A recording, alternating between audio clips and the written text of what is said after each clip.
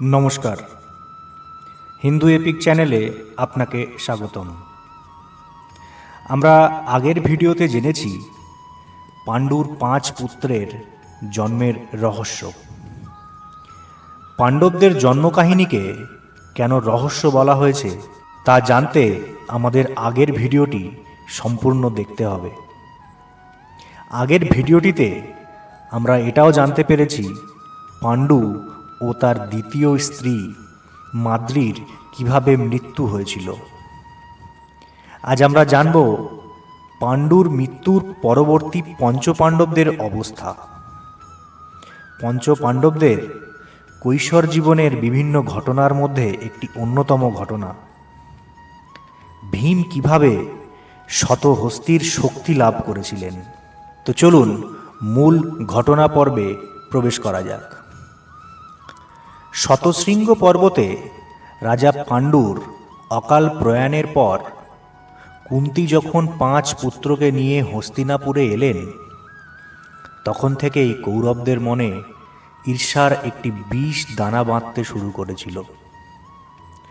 ধৃতরাষ্ট্র পাণ্ডবদের আশ্রয় দিলেও তার পুত্র দুর্যোধন কিছুতেই এই ভ্রাতুষ্পুত্রদের মেনে নিতে পারছিলেন না। বিশেষ করে ভীমের অমানুষিক শক্তি আর চপলতা, এটাই ছিল কৌরবদের চক্ষুশূল। ভীম ছিলেন অত্যন্ত বলবান এবং ভোজন রসিক। খেলাধুলায় তিনি একাই 100 কৌরব ভাইকে নাজেহাল করে ছাড়তেন। শকুনি আর দুর্যোধন বুঝতে পারলেন গায়ের জোরে ভীমকে হারানো অসম্ভব, তাই তাকে শেষ করতে হবে ষড়যন্ত্রের জালে। একদিন দুর্যোধন একটি কুটিল পরিকল্পনা করলেন। গঙ্গার তীরে প্রমাণকোটি নামক এক স্থানে তিনি এক মনোরম উদ্যান তৈরি করে পাণ্ডবদের জল বিহার ও ভোজের জন্য নিমন্ত্রণ জানালেন। সেখানে প্রচুর সুস্বাদু খাবারের আয়োজন করা হলো। দুর্যোধন নিজের হাতে ভীমের প্রিয় মোদক বা লাড্ডুর মধ্যে কালকূট নামক তীব্র বিষ মিশিয়ে দিলেন। ভীম সরল মনে সেই বিষ মিশ্রিত মিষ্টান্ন পেট ভরে খেলেন। বিষের প্রভাবে কিছুক্ষণ পরেই তার মাথা ঘুরতে লাগলো এবং তিনি অচৈতন্য হয়ে গঙ্গার তীরের বালিতে লুটিয়ে পড়লেন। দুর্যোধন এই সুযোগেরই অপেক্ষা করছিলেন। তিনি দুঃশাসনের সাহায্যে লতা দিয়ে ভীমের হাত পা শক্ত করে বাঁধলেন এবং অবশ শরীরটাকে গঙ্গার গভীর জলে ঠেলে দিলেন। জলের তোড়ে ভীমের অচেতন দেহ তলিয়ে গেল পাতালপুরী অর্থাৎ নাগ লোকে।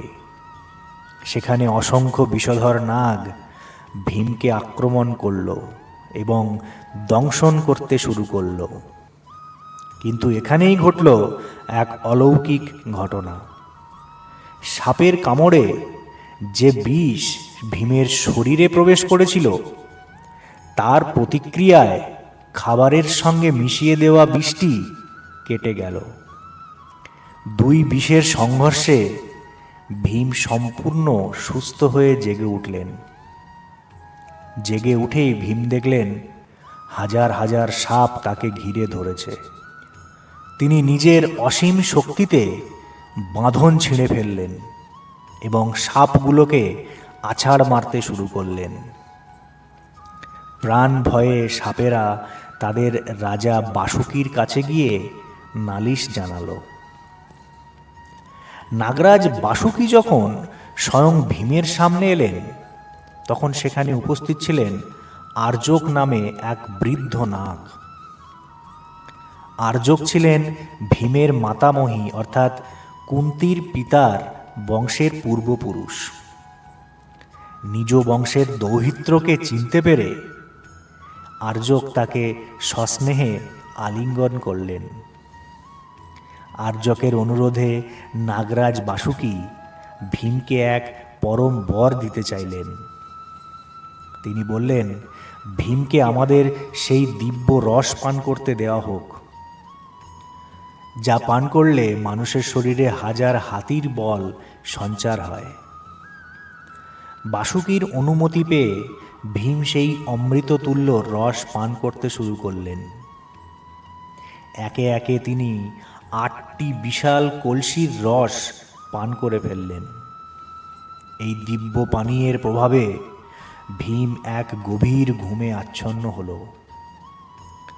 দীর্ঘ 8 দিন তিনি সেই পাতালপুরীতে ঘুমে আচ্ছন্ন হয়ে রইলেন। 8 দিন পর যখন ভীমের ঘুম ভাঙল, তিনি অনুভব করলেন তার প্রতিটি শিরা উপশিরায় যেন এক অজেয় শক্তি প্রবাহিত হচ্ছে।